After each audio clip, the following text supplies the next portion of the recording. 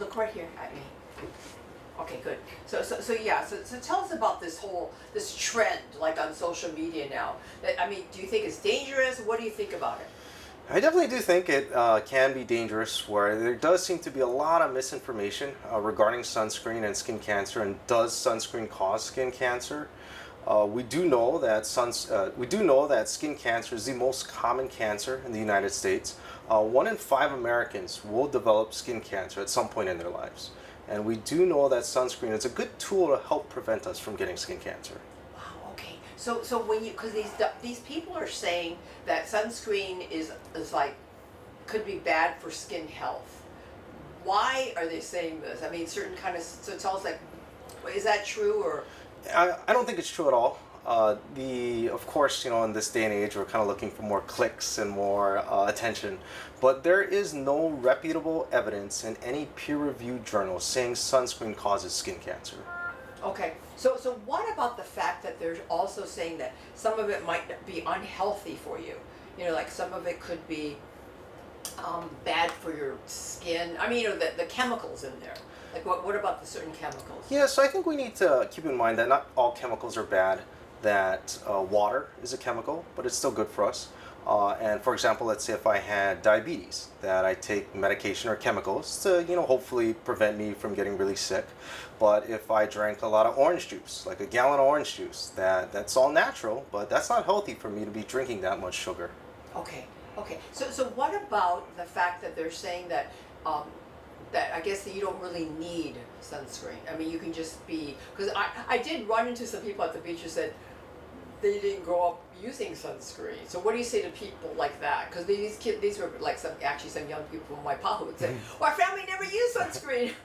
For sure. I strongly believe everyone should be using sunscreen, that it is an important tool to reduce our risk for skin cancer.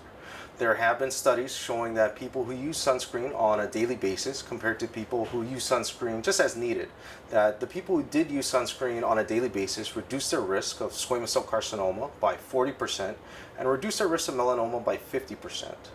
Okay, so another thing that they're claiming, these people on like for example TikTok, they're saying that it could be not only detrimental for health but also um, let's see,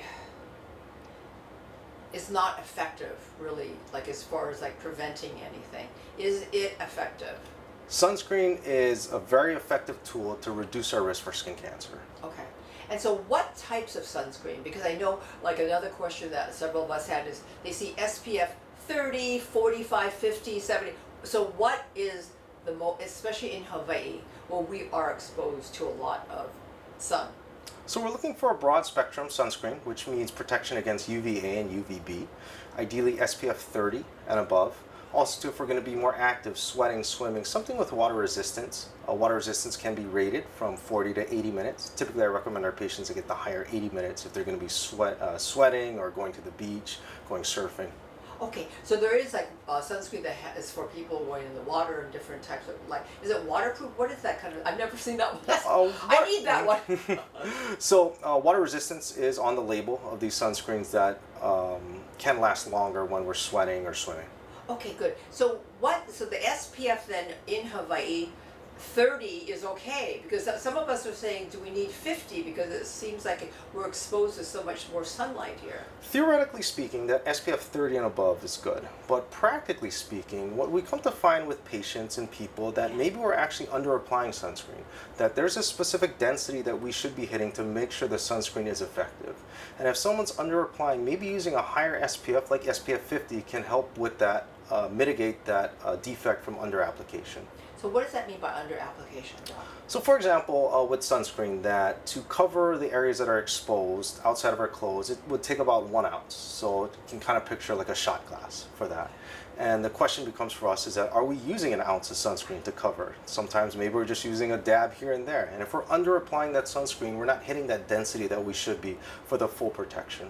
Okay, so I met a woman at the beach who these people who from Waipahu, they said, there were young people who like 19, 20, they said we never were taught to use sunscreen. So what do you say to some people like that? For sure, education is definitely important, and we sometimes we're just sometimes we weren't taught to use sunscreen, and it's just not in our inherent nature or what our family did.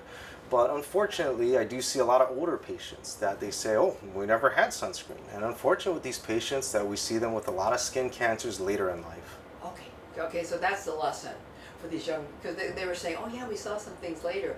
So for some, like I met another lady who did have, like she only, like, so she did have carcinoma, she did have skin cancer. So for someone like that, like are there certain types of skins that need to use sunscreen more so than others? Because she was fairer. For sure. So someone more fair definitely should be using sunscreen, but I strongly believe everyone, if we're going to be out in the sun, should be using sunscreen. Okay. What about other protection? Because when I was at the beach today, there was like, they had like umbrellas and all kinds. I noticed that now people are using these tents and things like that. So is that enough? Yeah, so other ways to protect ourselves from the ultraviolet radiation in causing skin cancer. Definitely seeking shade if we're going to be out. So if we're out on the beach, don't lay out in the sun. Maybe read that book under a tree. Also, sun protective clothing. If you're getting sun protective clothing, you may want to look to make sure it's rated for UPF as far as that. And also, things like a wide brim hat would be good. Okay, so those are other suggestions in addition to sunscreen. So final suggestions for people like for people in Hawaii in terms of like going out to the beach or out hiking wherever. I don't want our patients to be hermits. That I tell people just be smart about it. That use sunscreen, protect yourself, avoid peak hours, seek shade if you're going to be out, and definitely enjoy the great weather we have in Hawaii. But just be smart, just because you don't want skin cancer to catch up later. Perfect. Thank you, Doc. Thanks so much.